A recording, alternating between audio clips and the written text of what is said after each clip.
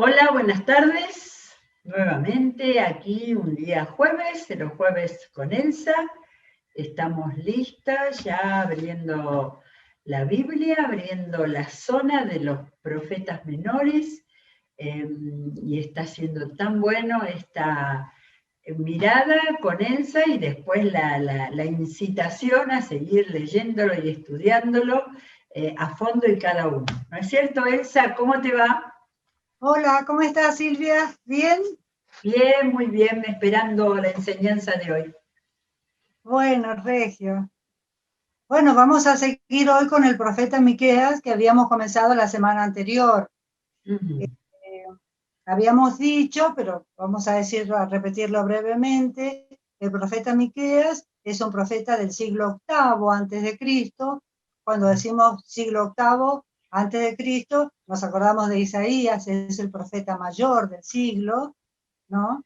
Y también es el profeta Isaías y el profeta Miqueas son los dos del reino de Judá, con una diferencia en el sentido que Isaías era un hombre de ciudad, un citadino, eh, inclusive con acceso pareciera al palacio o inclusive hasta algún parentesco, y Miqueas era un hombre más de campo, posiblemente haya sido poseedor de campos o que trabajaba en el campo, pero también estaba muy informado de lo que pasaba. Dijimos que el tiempo del profeta Miqueas fue más o menos aproximadamente en el año 730 al 740 antes de Cristo, y que el nombre que le habían puesto los padres, también en un sentido profético, era quien como Jehová. La raíz del nombre es la misma de un profeta anterior que hubo casi un siglo antes en el reinado de Acab, con el tiempo de Elías y Eliseo, el profeta Micaías. También Micaías es como una variante que significa lo mismo.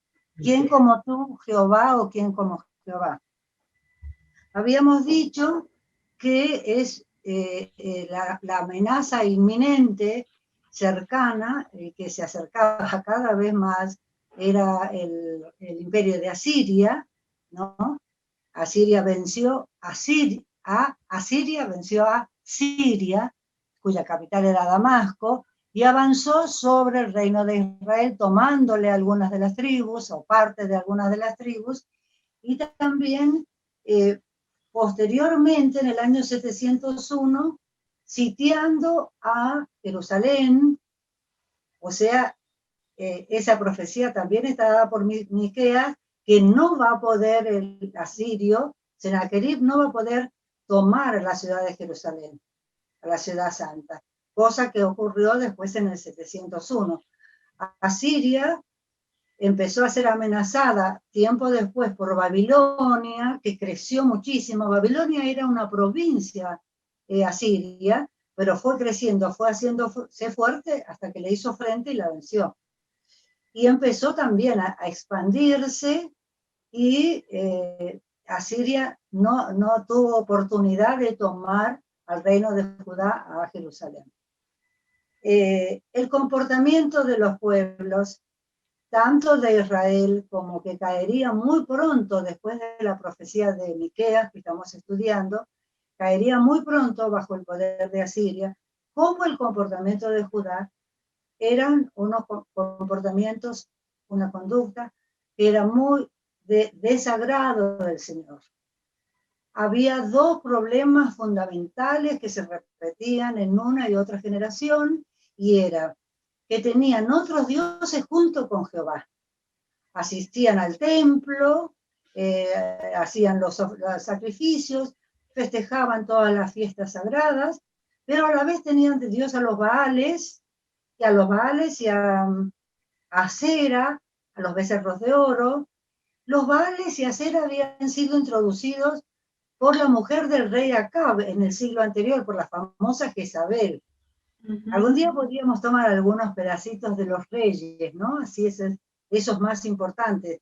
Acab fue hijo de Omri, fue un rey tremendamente destructivo para el reino de Israel, ¿no? Con sus con sus dioses, con sus falsos dioses, con sus baales, con todo el honor que le daba a los baales y a Acera, fiestas de prostitución cúltica, inclusive hasta sacrificios de niños, o sea, cosas que el Señor rechazaba de plano y rechazó en todo el Antiguo Testamento, ¿no? Habíamos leído en el encuentro anterior hasta el capítulo 4, habíamos comenzado con el capítulo 4, y el versículo 4, que es el que yo voy a repetir, más que nada porque estoy enamorada de este versículo, está hablando de un tiempo futuro, el Señor, porque hasta los capítulos anteriores es de condena. Es de condena muy directa, pero el profeta lo va mechando con unas palabras de esperanza y pone en aquel tiempo, al fin de los tiempos, es decir, muy posterior. Pero en el 4, versículo 4, capítulo 4, versículo 4, dice, cada uno se sentará bajo su parra, o sea, su vid, ¿no? Y su higuera, y nadie perturbará su solaz. El Señor Todopoderoso lo ha dicho. Todos los pueblos marchan en nombre de sus dioses, pero nosotros marchamos en el nombre del Señor, en el nombre de nuestro Dios, desde ahora y para siempre. Qué promesa, qué entrega del profeta, ¿no? Sabiendo de la inminencia. Es más, se piensa que Miqueas vivió la destrucción. Quizás fue muerto también cuando entraron, cuando después sucedió esto. Después vienen unos versículos que son de la futura restauración del Señor, en donde dice, en aquel día, afirma el Señor, reuniré a las ovejas lastimadas, dispersas y maltratadas, con las ovejas heridas formaré un remanente, y con las desterradas una nación poderosa. El Señor reinará sobre ellas en el monte Sión, desde ahora y para siempre, y tú, torre del rebaño, colina fortificada de la ciudad de Sión. Vemos la expresión la torre del rebaño, ¿no? Es lo que vigilaba, el pastor vigilaba las ovejas cuando tenían un rebaño muy grande, por supuesto, de ataques exteriores, ¿no? De los lobos, de los personas, ladrones de ovejas y demás, pero también de las ovejas que se salían por algún lugar, ¿no? Es decir, de ataques exteriores y de ataques interiores. Y vemos cómo el Señor, el Padre y el Hijo siempre hablan de que ellos son los pastores, ¿no? Ellos están en una torre del rebaño cuidándonos a nosotros y envían a los profetas, envían a los hombres de Dios para que nos adviertan del peligro, de los peligros que el malo trae sobre las personas. Vamos a ir al capítulo 5, porque acá tenemos una gran sorpresa. En el capítulo 5, versículo 1, vamos a leer el 1, pero nos interesa el 2, dice, reagrupa tus tropas, ciudad guerrera, porque nos asedian, con vara golpearán en la mejilla al gobernante de Israel. Pero de ti, Belén Efrata, pequeña entre los clanes de Judá, saldrá el que gobernará a Israel. Sus orígenes se remontan hasta la antigüedad, hasta tiempos inmemoriales. Por eso Dios los entregará al enemigo hasta que tenga su hijo, la que va a ser madre, y sigue. Pero este versículo 2, ¿de quién está hablando? Primero, de la ciudad de Belén. Ciudad, le digo yo, pero en realidad era una aldea muy humilde. Cuando Josué reparte las tierras ni la nombra, ¿no? Pero también sabemos que el Señor toma a los humildes para levantarlos. ¿Cómo hizo con Moisés? Moisés estaba detrás del rebaño del suegro, ¿verdad? De ahí lo tomó el Señor. David estaba cuidando el rebaño, ni el propio padre se acordaba que tenía ese hijo menor, de ahí lo tomó el Señor y lo hizo el rey más grande que tuvo Israel, ¿no? De este lugar olvidado, que no figuraba ni en los mapas, este lugar, acá nacería, pequeña entre los clanes de Judá, saldrá el que gobernará Israel. ¿Quién es el que gobernará Israel? El Mesías, nuestro Señor. Dice, sus orígenes se remontan hasta la antigüedad, es decir, no está hablando de un ser humano. Dice, por eso, hasta tiempos inmemoriales. Algunas versiones dicen, desde la eternidad. David sabemos que fue un gran rey, su corazón era del agrado del Señor, pero nació y murió, ¿verdad? Desde tiempos inmemoriales el único es Jesucristo. Con respecto a esto, quería leer un apunte de un comentarista de apellido Schopel, que dice, no fue Sion, no fue Jerusalén, Sion como símbolo del templo, ¿verdad? De lo más importante que había en el pueblo de Israel en el tiempo de que llegó el Señor, sino Belén. No torre de muralla, es decir, no vino a una ciudad amurallada, una ciudad suntuosa, como dirían algunos, una ciudad importante, sino aldea insignificante.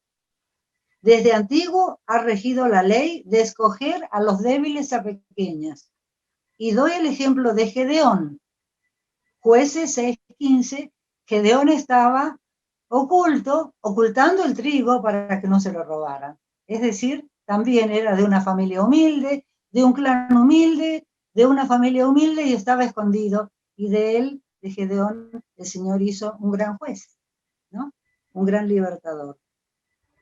El retoño menudo que sobrevive a la tala de los árboles próceres. Es decir, ya han caído los grandes, esta es la profecía, lo que está diciendo el profeta, ¿no? Van a caer los grandes, porque en el siglo siguiente la generación de David terminó con los reyes de Judá, ¿verdad? Al terminar, quedó un tronco, de ese tronco iba a salir un brote, que es nuestro Señor Jesucristo. Porque cuando el reino de Judá fue prisionero a Babilonia, terminó la generación, la genealogía de David ahí terminó. Siguió, pero no como reyes, siguió con humildad como el hogar en donde nació nuestro Señor, ¿no? Es decir, de lo pequeño hace grande, de lo insignificante hace el Señor el más grande significado. Y dice en 5 y 6, hablando de este que nacerá, dice, capítulo 5, versículo 6, perdón, pero estoy buscando, versículo 5 dice, Él traerá la paz.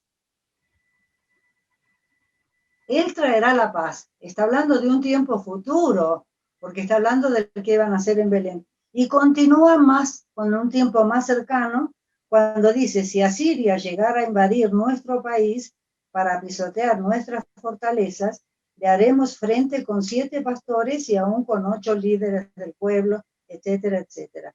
Es decir, el profeta salta a un futuro. Entendemos nosotros que en Belén está señalado para que nazca nuestro Señor, y después vuelve a la situación, nunca se va del todo de la situación que ellos están viviendo, ¿no? Vamos a mirar un poquito del capítulo 6,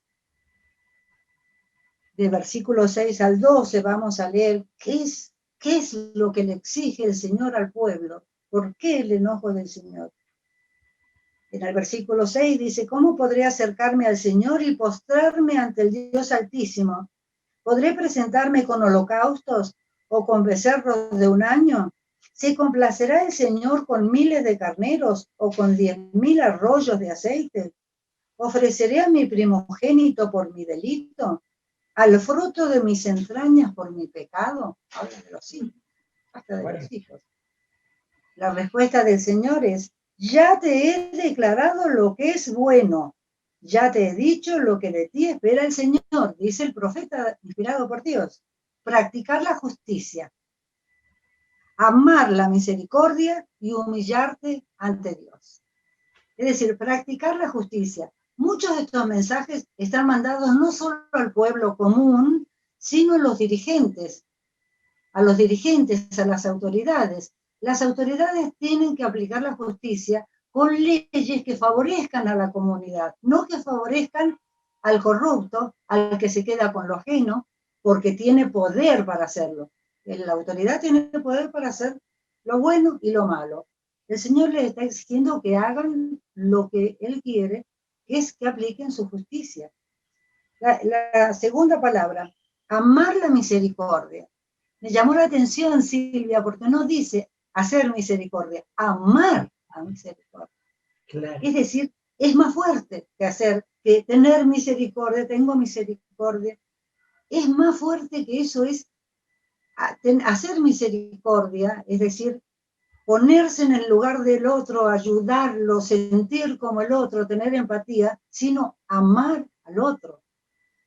Y amar lo que puedo hacer por el otro, lo que lo puedo beneficiar al otro. Nunca había, por lo menos yo no lo había visto, amar misericordia juntas. Me parece que potencia la palabra, ¿verdad? Uh-huh. Amar la misericordia y humillarte ante Dios. Es decir, hacer justicia no es, y hacer misericordia no es solamente hacer caridad. Uno hace caridad con lo que sobra. Los grandes capitales hacen filantropía. Acá se trata de otra cosa. Se trata de hacer una ayuda, tener misericordia, tener deseos de ayudar, de colaborar en todos los órdenes, con el corazón puesto en el otro. No es solamente una ayuda material que yo doy, bueno, está bien, no digo que esté mal, ¿no? Gloria a Dios por eso.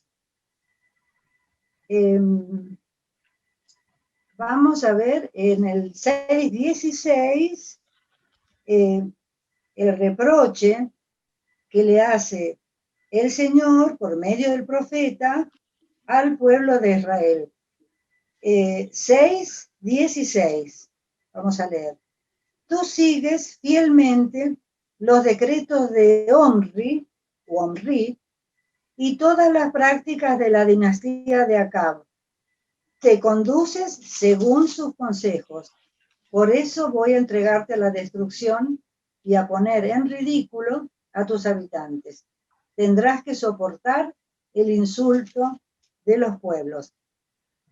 Habíamos mencionado al comienzo el rey Acab, que fue un rey tremendamente negativo para el pueblo de Israel, y el padre de él es el que inició la dinastía, ¿no? Porque los reyes de Israel no tenían nada que ver con la descendencia de David. La descendencia de David gobernó el reino de Judá. Omri fue tremendamente malo para la historia de Israel, tanto Omri como su hijo Acab, como que era el que combatía en Elías y Eliseo, y también el hijo de él, Ocosías. Y vamos a ir al capítulo 7. El capítulo 7 comienza con un lamento ante la sociedad corrupta, que es como ha empezado en realidad el libro, ¿no? Dice, pobre de mí, no llegué a tiempo para la cosecha de verano ni para los rebuscos de la vendimia. No tengo un solo racimo que comer ni un higo tierno por el que me muero. La gente piadosa ha sido eliminada del país. Ya no hay gente honrada en este mundo. Todos tratan de matar a alguien y unos a otros se tienden reyes. Y sigue hablando. Dice, nadie les gana en cuanto a hacer lo malo. Funcionarios y jueces exigen soborno.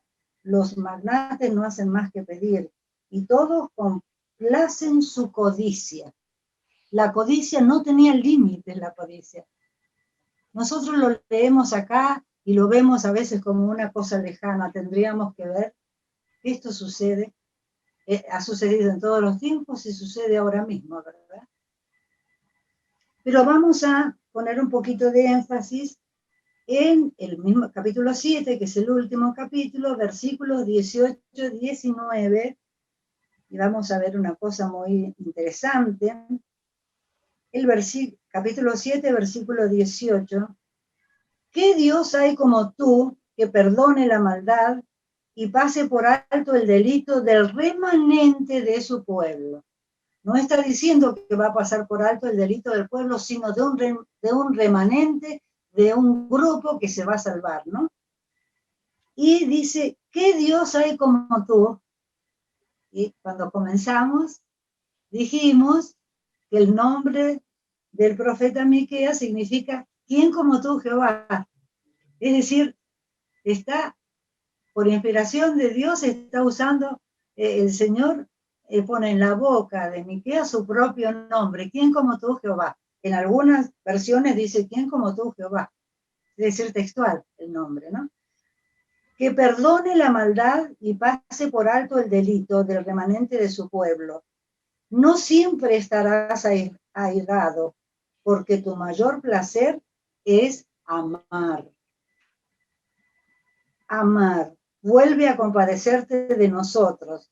Pon tu pie sobre nuestras maldades y arroja al fondo del mar todos nuestros pecados.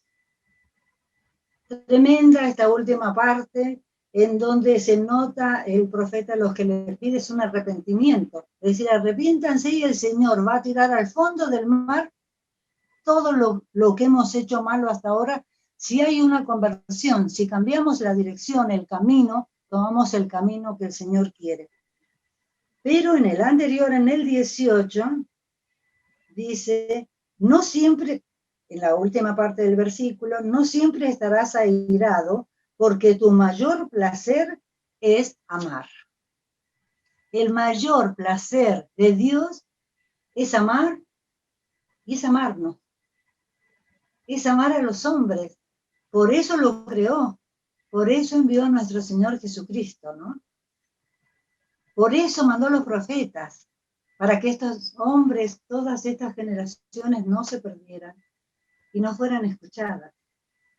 Y yo lo tomé como para mí, ¿no? Diciendo, mi mayor placer, acá dice, el mayor placer del Señor, de Dios, es amar. Mi mayor placer es amar y amar misericordia con las otras personas, ¿no?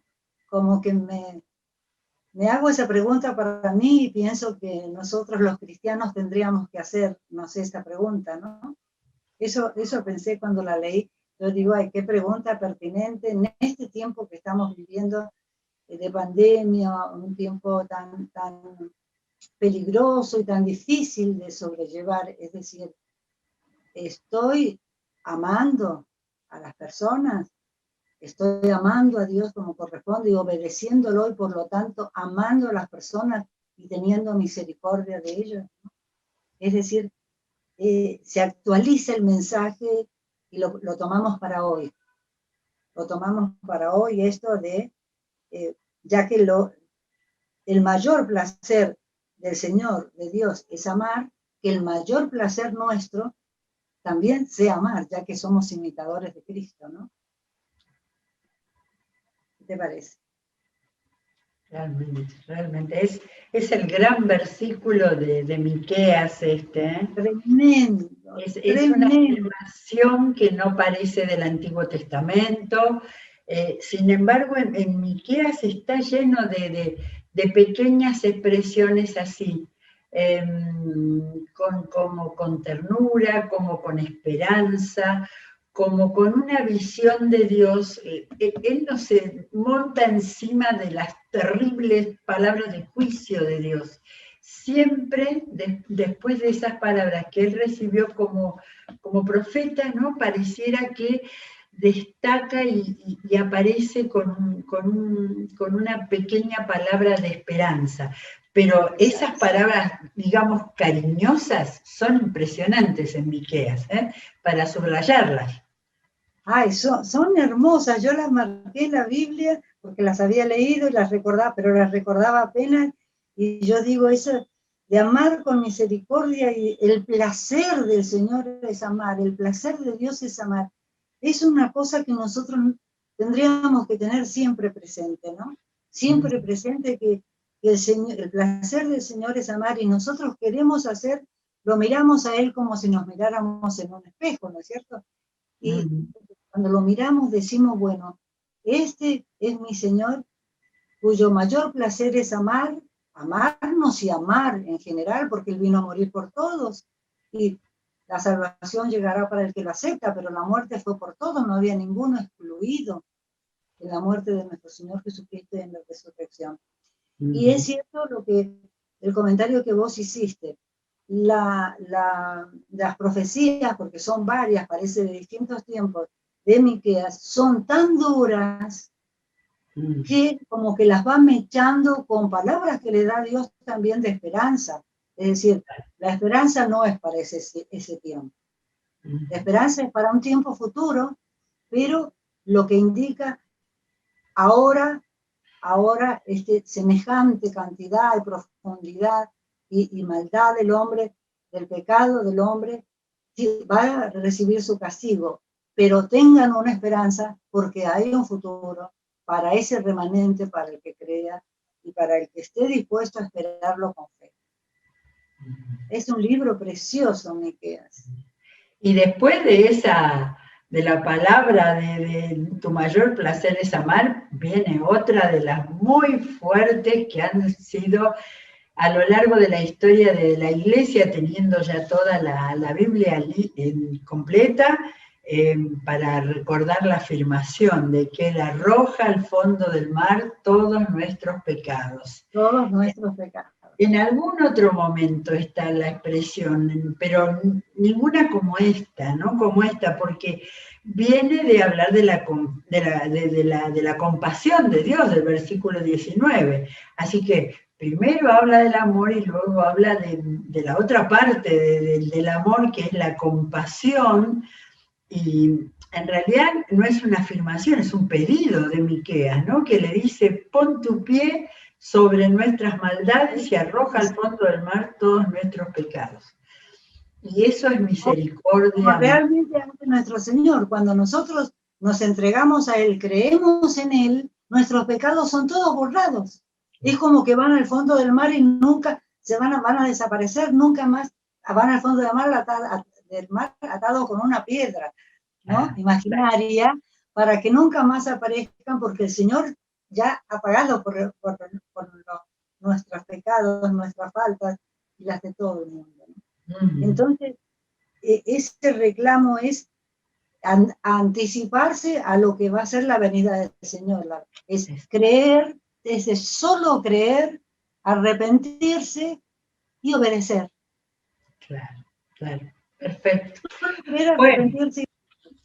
Qué lindo que es Miqueas, para leerlo, como siempre. Ahora hay que leerlo de punta a punta, uniendo todo lo que recibimos en estas dos clases. Bueno, se nos acaba el tiempo, muchas gracias, Elsa, por esto, y hoy quedamos juntos, Hoy es un día en que la Iglesia cristiana está unida en oración para clamar a Dios que se manifieste y que la decisión de la legislatura sea la mejor, siguiendo realmente el temor y los planes de Dios.